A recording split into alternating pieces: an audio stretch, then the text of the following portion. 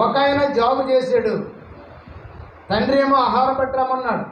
నా కుమారుడాన్ని వేటాడి వేట మాంసం తెచ్చి నాకు భోజనం పెట్టమని కొడుకుని కాకేసి తండ్రి చెప్తే వీడు త్వరగా వెళ్ళాడా జాబ్ చేశాడా? చెప్పండి. త్వరగా వెళ్తే త్వరగా ఆహారం దొరుకును, తండ్రికి పెట్టును. జాబ్ చేశాడు కాబట్టి ఏమైపోయింది? అవి ఏమి దొరకలేదు. ఆ రోజు వచ్చేటప్పటికి ఏం పోయిందమ్మా? జ్యేష్ఠత్వము పోగొట్టించుకున్నాడు. అలాగే మందిరంలోకి వచ్చి మందిరంలోకి ఆశీర్వాదం కూడా మనం కూడా ఏమవుతుందా? పోగొట్టిస్తున్నాం. ఎన్ని పనులు ఉన్న ఆదివారం వచ్చిందంటే అది పరిశుద్ధ దినముగా దీవించబడిన రోజుగా దాన్ని ఎంచుకొని మనం త్వరగా పనులు ముగించుకొని మందిరానికి వచ్చేయాల. వాళ్ళు వచ్చారా వీళ్ళు వచ్చారా అని చూడకూడదు. నేను వచ్చానా లేదా, దేనికి స్తోత్రం చెప్పాలి.